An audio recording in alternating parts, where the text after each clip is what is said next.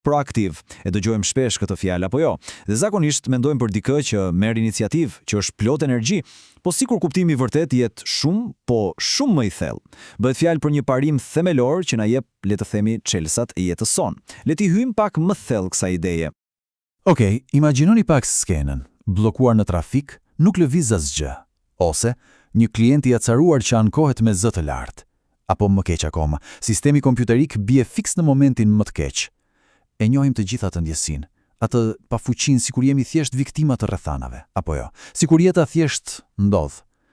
Po sikur e gjithë kjo të jetë vetëm gjysma e historisë. E po, pikërisht këtu fillon pjesa interesante, sepse po, ekziston një qasje krejt tjetër ndaj këtyre momenteve, një mënyrë që e merr atë ndjesinë e pafuqisë dhe e kthe në kontroll. Shumica prej nesh, shpesh pa e vënë re fare, jetojmë në një gjendje reaktive. Do me thënë, gjendja jonë emocionale funksionon si një termometer, e dini, thjesht mat temperaturën e ambientit. Na trajtojnë mirë, dita është e bukur. Dikush na flet keq, na u prish humorin. Në thelb, i ja dorëzojmë lumturinë tonë botës së jashtme. Po sikur ky të mos ishte një ligj i pashmangshëm, sikur të mos ishim thjesht termometra, çfarë ndodh nëse ekziston një çelës që e thyen këtë cikël një herë mirë? Ja ku vjen ideja që ndryshon gjithçka.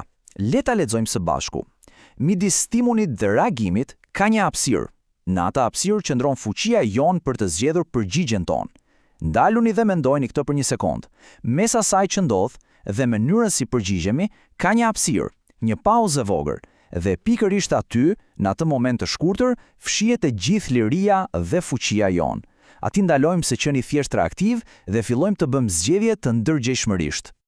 Dhe ja ku arrim tek përkufizimi vërtet i proaktivitetit. Nuk është thjesht të marrësh iniciativë apo jo, është shumë më thelbësore. Do të thotë që sjellja jonë nuk është produkt i kushteve që na rrethojnë, por produkt i zgjedhjeve tona. Zgjedhje të bazuara në vlera, jo në ndjenjat e momentit. Për ta thënë thjesht, ne jemi programuesi, jo programi. Mirë, e di. Kjo mund të tingëllojë pak si teori abstrakte. Si funksionon kjo në jetën e përditshme? Për ta bërë të prekshme, le të përdorim një model vizual shumë të thjeshtë, por jashtëzakonisht të fuqishëm. Le të flasim për dy rreth. Imagjinojeni kështu: kemi një rreth të madh. Ky është rrethi ynë i shqetësimit. Brenda tij futen të gjitha gjërat që na shqetësojnë, por që nuk i kontrollojmë dot. Trafiku, moti, ekonomia globale, çfarë mendojnë të tjerët për ne? Lista vazhdon. Tani brenda këtij rrethi të madh ka një rreth më të vogël. Ky është rrethi i ndikimit. Këtu gjërat ndryshojnë. Këtu jemi ne në kontroll. Këtu janë zgjedhjet tona, qëndrimi ynë, aftësitë që zhvillojmë, mënyra si reagojmë. E gjithë çështja është kjo: ku e fokusojmë energjinë? Njerëzit reaktiv harxojnë gjithkohon duke u ankuar për gjërat në rrethin e madh, ndërsa njerëzit proaktiv, ata punojnë dhe jetojnë brenda rrethit të vogël. Okej, mjaft me teori. Le ta shohim konkretisht se si duhet ky ndryshim me disa shembuj nga jeta e përditshme. Scenari i parë, një klient shumë i zemëruar. Cila është përgjigjja reaktive, ajo instinktive? Të mbrohesh menjëherë, të gjesh justifikime, nuk është faji im, është faji i kuzhinës. Por personi proaktiv përdor atë hapësirën e famshme. Bë një pauzë dhe zgjedh të mos reagoj, por të përgjigjet. Zgjedh të dëgjoj me vëmendje, të tregoj empati dhe ta kthej këtë ankesë në një mundësi për të fituar një klient besnik. Kjo, pra, është fuqia në veprim. Ose një shembull tjetër, bie sistemi kompjuterik në mes të punës.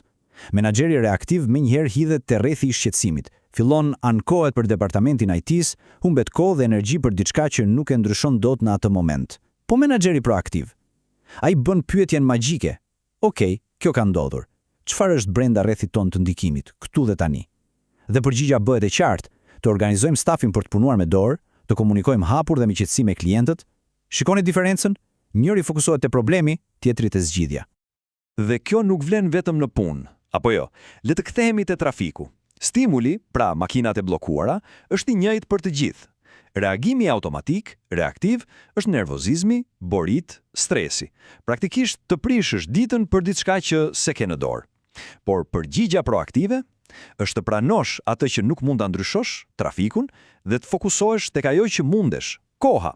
Pa pritur, ajo kohë e humbur bëhet një mundësi për të dëgjuar një libër audio, për të planifikuar javën, për të bërë një telefonat të rëndësishme.